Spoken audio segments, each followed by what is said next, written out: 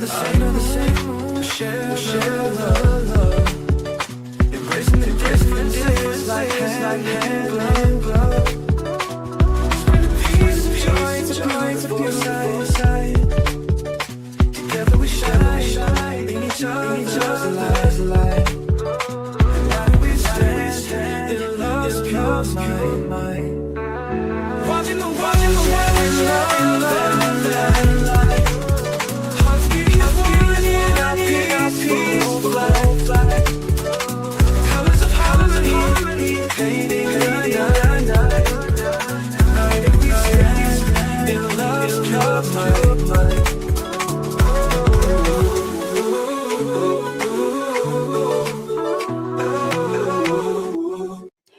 Happy Sunday evening. Thank you for tuning in to Watching the World. We're going to tune in to the president's big announcement from I guess it's from Mar-a-Lago. Well, thank you very much. We had a terrific meeting. We discussed a lot of things. As you know, I had an excellent phone call with President Putin that lasted for over 2 hours. We discussed a lot of points, and I do think we're getting a lot closer, maybe very close. The president and I just spoke to the European leaders. They were President Emmanuel Macron of France, President Alexander Stubb of the Republic of Finland, President Karol Nawrocki of the Republic of Poland, Prime Minister Jonas Gahr Store of the Kingdom of Norway, Prime Minister Giorgia Meloni of the Italian Republic, Prime Minister Keir Starmer of the United Kingdom of Britain and Northern Ireland, Chancellor Friedrich Merz, the Federal Republic of Germany, Secretary General Mark Rutte, the North Atlantic Treaty Organization, NATO, President Ursula von der Leyen of the European Commission. We spoke to all of those great leaders. They're all great leaders. And we had a great talk with them after we were completed. We thought it was appropriate to speak with them. And our meeting was excellent. We covered, somebody would say 95%. I don't know what percent, but we have made a lot of progress on ending that war, which is really certainly the most deadly war since World War II, probably the biggest war since World War II. And I want to thank Steve Witkoff, who's here, and I'd like to thank Jared, who's here someplace. Thank you, Jared. And thank you, Steve. What a great job you've done. Jared Kushner, Steve Witkoff, and Marco Rubio is here. Thank you, Marco. And Pete Hegseth is here. Those two people are doing an unbelievable job. And the four people on this one are doing, I don't think anybody could do it. And we'll see if it gets done, but it's very close, certainly. Nobody would even have a chance of getting it to where it is right now. Nobody would have thought that was possible. So I just want to say we've done very well. We've had discussions on just about every subject, and that includes with President Putin before. And we went into great detail, and we likewise went into great detail today. And it was an honor to have you at Mar-a-Lago and have lunch. I hope you enjoyed the food. Your people enjoyed the food. I can tell you that. You're big, strong people. Your general over there looks like Central Casting. I want to also, by the way, speaking of generals, we have a great general, General Raisin Kane, who is here someplace. Thank you, General. Thank you very much. He's great. So, Mr. President, maybe you want to say a few words, and then we'll speak over the next couple of weeks. We'll speak probably quite a bit, but we'll speak tomorrow. Thank you very much. Appreciate it. Thank you so much, Mr. President. Thank you. Thank you for everything. Dear colleagues, first of all, I would like to thank President Trump for a great meeting at this amazing place in his home in Mar-a-Lago. And we had a really great discussions on all the topics, and we appreciate the progress that was made by American and Ukrainian teams in these recent weeks. Special thanks to Steve Witkoff and Jared Kushner, and thank you to for their engagement and full commitment, and also to our team, and first of all to Rustem Umerov and General Gnatov, and to all our teams. And we discussed all the aspects of the peace framework, which includes, and we have a great achievements, 20-point peace plan, 90% agreed, and U.S.-Ukraine security guarantees 100% agreed. US, Europe, Ukraine security guarantees almost agreed. Military dimension 100% agreed. Prosperity plan being finalized, and we also discussed the sequencing of the following actions. And we agree that security guarantees is the key milestone in achieving lasting peace, and our teams will continue working on all aspects. We also had a joint productive call with European leaders, like President Trump said already, and a lot of leaders, including NATO and the EU. And we agreed that our teams will meet in upcoming weeks to finalize all discussed matters. And we agreed with President Trump that he will host us, and maybe in Washington, European leaders and Ukrainian delegation, yes, in January. And Ukraine is ready for peace. And once again, would like to thank President Trump for a warm welcome and substantial discussion. Thank you, Mr. Thank President. you very much. Thank you so much, Mr. President. Any questions, please?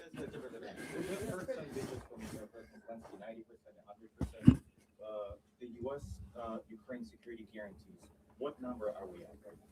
Well, I think look, you can say 95%, but I don't like to say percentages. I just think we're doing very well. We could be very close. There are one or two very thorny issues, very tough issues, but I think we're doing very well. We made a lot of progress today, but really we've made it over the last month.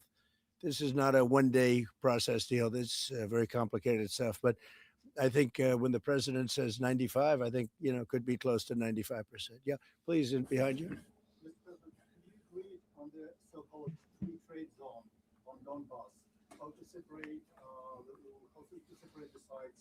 How to make the separation line? Who will be responsible? The word agreed is too strong. I would say not agreed, but we're getting closer to an agreement on that, and that's a big issue. Certainly, that's one of the big issues, and I think we're closer than we were. Probably it's unresolved, but it's getting a lot closer. That's a very tough issue, but one that I think will get resolved. Yeah, please. We are receiving some mixed signals coming from Moscow, even after this talk.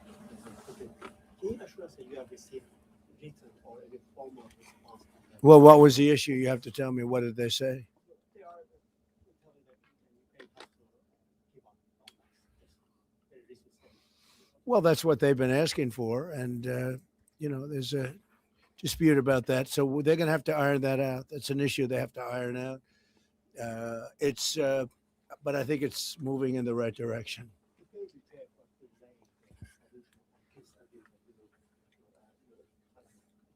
If something doesn't happen, you mean if something doesn't happen? Yeah, go ahead. No, go ahead. You were going to finish your question. Well, we'll see. Look, we'll see. But I don't want to talk about that because I think we're getting pretty close. Yes, please. Please. Yes, about territorial question, Mr. President, what is your take on Donbass status? Are you prepared to see it as a free economic or demilitarized zone? No, we spoke about 20 points plan, and I'm happy that really our teams very close to results. And I agree with President Trump that our teams worked not one day and not one week, more than 1 month, beginning from Geneva, then 2 meetings in Miami, then we had Berlin, and now we have Mar-a-Lago. So this is a very difficult question. You know our position, so it's this we have to respect our law and our people. We respect the territory which we control, and of course, our attitude is very clear. That's why President Trump said this is a very tough question, and of course, we have with Russians different positions on it. No, when we speak about referendum, we spoke that it's one of the key. We can have referendum on any kind of points of this plan. I said that we can use referendum like for the plan, or we cannot use referendum. It's one of the key. We can use, this possibility of parliament to vote according to the law or to have referendum. Doesn't matter. This referendum, if the plan will be very difficult for our society, very difficult, of course, our society has to choose and has to vote because it's their land, the land not of one person, it's the land of our nation for a lot of generations. They'll probably have to get their plan approved by parliament or by referendum of the people. You would think that I know they had a poll that it's 91% in favor of ending this war. So They want to end it like everybody wants. Russia wants it ended. Everybody wants it ended. So, and we want it ended. I want it ended because I don't want to see so many people dying. We're losing, massive numbers of people, the biggest by far since World War II. So we want to see it ended. Absolutely. President Yes. Trump, you said at the top that you plan to speak again tomorrow. Is that correct? I might. I mean, it depends on what happens tomorrow. If there's an additional something to add, otherwise, there's no reason to. We're in the process. Jared and Steve are working very hard to get something done. And if there's something that comes up, I'd speak. But otherwise, I don't think there's any reason to. In your mind, sir, what are the thorniest issues still unresolved after the? Well, I think the land you're talking about. Some of that land has been taken. Some of that land is maybe up for grabs, but it may be taken over the next period of a number of months. And you're better off making a deal now. Look, let me tell you, they have been very brave. They fought very hard and continue to fight very hard and do tremendous damage. But Russia would like to see it end, and Ukraine would like to see it. And I think it's time to end. And a lot of very brave people, a lot of people that are dead right now, unfortunately, because I've said, and nobody's disputed it, that if the election weren't rigged and stolen, 2020, you wouldn't have had this war. It would have never happened. And it didn't happen for 4 years. Never was even thought to happen. And I spoke with President Putin. I got along with him very well, despite the Russia hoax, which was a total hoax. He used to say, what is going on over there? But it was a total hoax, as he knew and as I knew. But I spoke to him and we'd talk about Ukraine. I've said it before. It was the apple of his eye, but he wasn't going to do anything about it. He didn't do anything about it until I was gone. And then a lot of really bad statements were made by people, by a lot of people, I guess, but by a certain president that we had who was a disaster. Yes. Do you anticipate going to Ukraine if you can get to an agreement? And I'd have no problem with doing it. I have no problem with doing it. Don't anticipate it. Would like to get the deal done and not necessarily have to go. I've offered to go and speak to their parliament. And, if that would help, I don't know if that would help. I think it would probably help, but I don't even know if that's. You're welcome. Yeah, no, I know. Always. So I'm not sure that it would be really necessary, but if it would help save 25,000 lives a month or whatever it may be, I would certainly be willing to do that. Yeah, please. No, behind you. Where are you from? From Ukraine. Good, I had a feeling. Good. How about Zaporizhzhia nuclear plant? Have you targeted questions? On what? Zaporizhzhia nuclear plant. Yeah, we discussed that at length today. As you know, it's in pretty good shape. It can start up immediately, almost immediately. And it's one of the things I discussed with President Putin. And they were talking about the nuclear plant. That's probably the biggest in the world, just about the biggest anywhere in the world. Can you believe that? And President Putin's actually working with Ukraine on getting it open. He's been very good in that sense. He wants to see that open. And he hasn't hit it with missiles, hasn't hit it with anything. It's a big danger to do that for everybody. But they're working together to try and get it. It can open very quickly. It's in pretty good shape. And the people there have been there for years. The people there running it. They have 5,000 people in that plant. Can you believe it? I learned that today. 5,000 people. It's the biggest plant of its kind in the world. And they're working together to get it open. They could maybe get it open quickly. That's a big step when he's not bombing that plant. It's a big step. You in the readout from Moscow, they talked about the creation of some working groups. Yes. That would be set. Can you tell us about what those working groups Sure. would entail? And also, if you wouldn't mind, what is the message that you will give to Putin when you speak to him after your meeting? So the working group is going to be composed of Steve Witkoff, Jared Kushner, General Raisin Kane, Marco Rubio, and a few other people that we're going to be putting onto it. I think Pete Hegseth should be in that working group.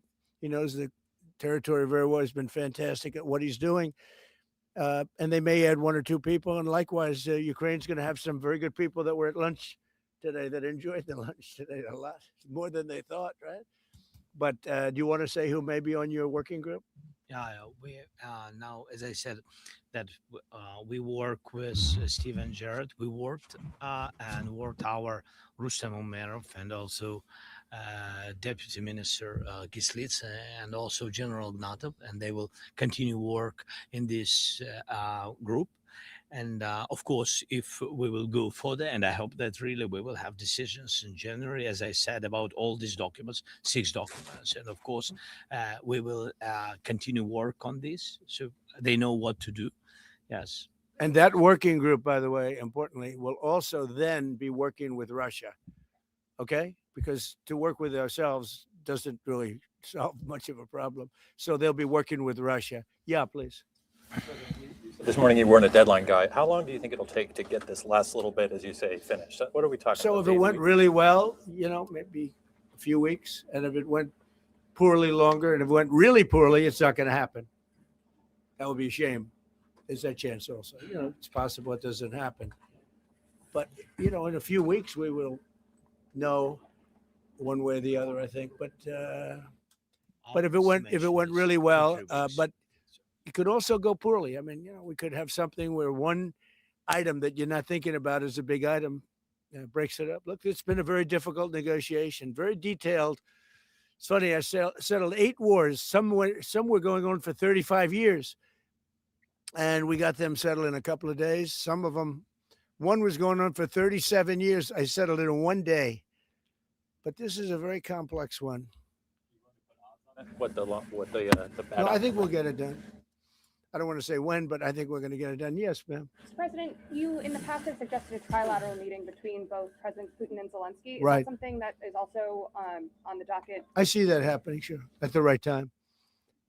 I saw a very interesting President Putin today. I mean, he wants to see it happen. He wants to see it. He told me very strongly. I believe him. Don't forget, we went through the Russia hoax together. And he'd call me, I'd call him, I'd say, can you believe the stuff that they're making up? And it turned out we were right. They made it all up. And despite that, we didn't get into wars and we didn't get into problems, but we weren't able to trade very much or any of that, which was a shame because, a lot of success could have been had by trading with Russia. They have great land, great minerals and other things. And we have things that they want very badly. But the Russia hoax, which was a terrible made-up fictional thing by Crooked Hillary and by Adam Shifty Schiff and bad people, sick people. They made it up. It was all a made-up hoax, but it kept us really from dealing with Russia, kept Russia from dealing with us. So, but despite that, we got along, and I don't know. I think we're going to get there. I know him very well. I think we're going to get there. Discuss any time, location, meeting place? Yeah, we're discussing a lot of things. Look, I was on the phone with him for almost, I guess, 2.5 hours. They're just telling me now. It's a long time. We discussed a lot of things. We didn't talk about the weather. We weren't talking about what a beautiful day it is in Palm Beach, Florida.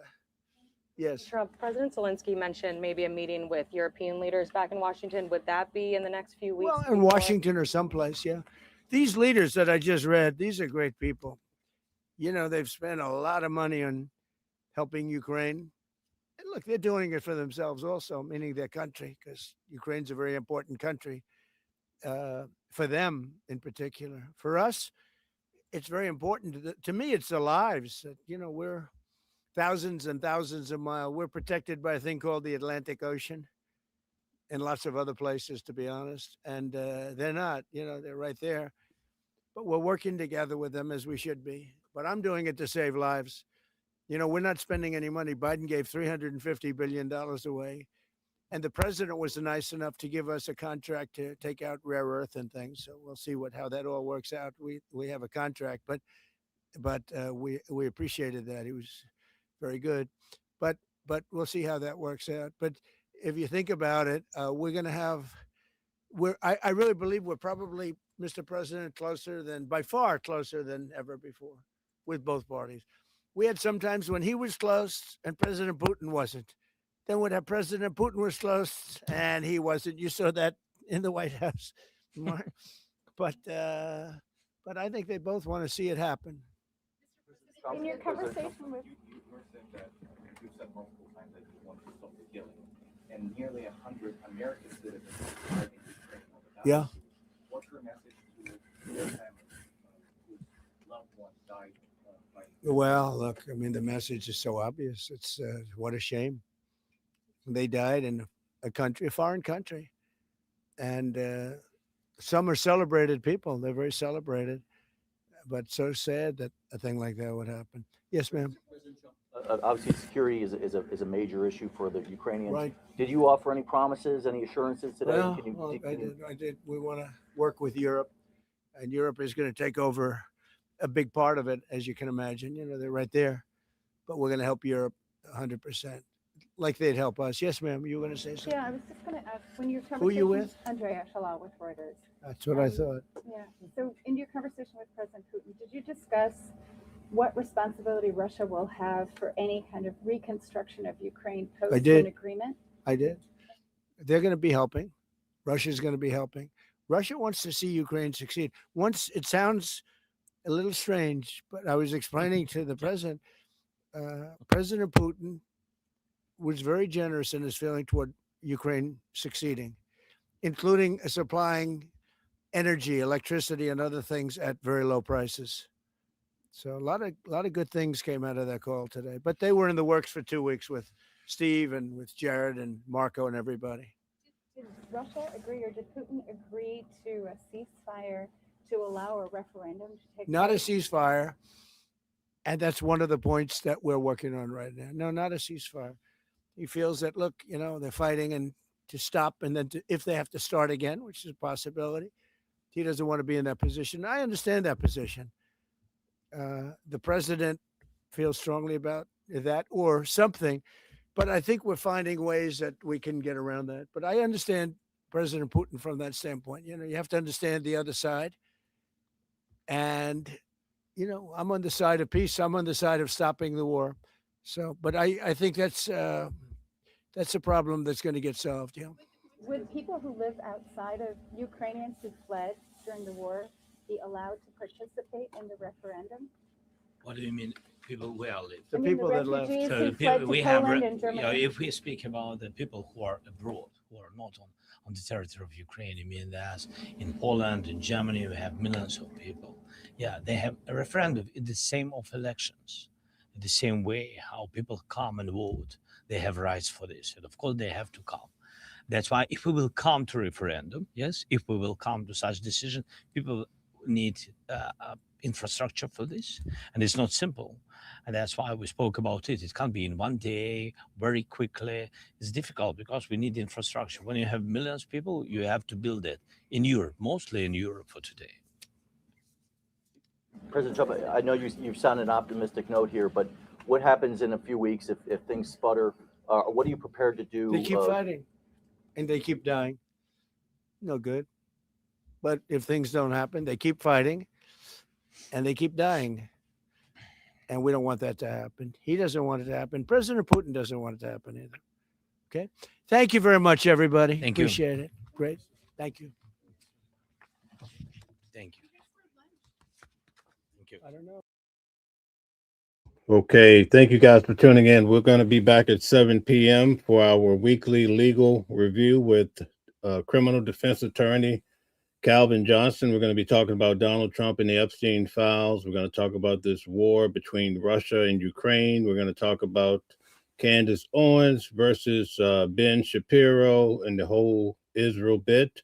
So much to talk about. Make sure you tune back in, turn on your notifications for 7 p.m. tonight, folks. We're going to be back in an hour and a half. You definitely don't want to miss it. Also, hit the like button, share, and subscribe. Tonight, I'm bringing on an attorney for you guys. If you have any questions, feel free. Get your questions together. We're going to talk about Luigi Mangione. As you guys know, I travel around and I attend court for various of these high-profile cases. I just spent 3 weeks in court for the hearing for Luigi Mangione. So we're going to be asking Calvin about this new federal hearing that starts January the 9th. So I'll be back in court here in New York again to cover Luigi Mangione. I'm also flying out to Utah for Tyler Robertson in connection with the Charlie Kirk case, and also will be traveling to Texas for Carmelo Anthony. He's a young man who unalived another young man in high school. Something to think about what's happening around the world. So tune in tonight at 7 p.m. Turn your notifications on, hit the like button, share and subscribe. Thank you guys for tuning in, and we'll see you tomorrow again too. Don't forget, every day we do news at noon at 12 p.m. I'll see you in an hour and a half. Don't be late. Thank you.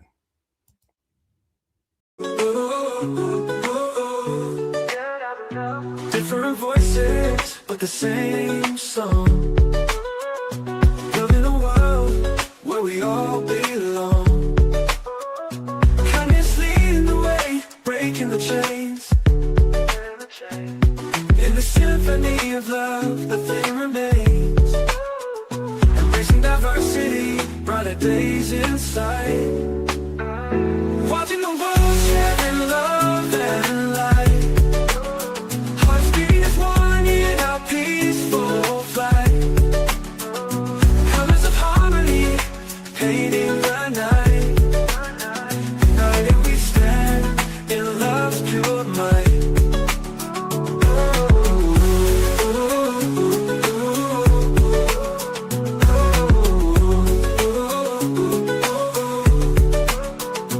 Watching the world sharing love and light. Hearts beating as one in our peaceful flight. The colors of harmony, painting the night. United we stand in love's pure might.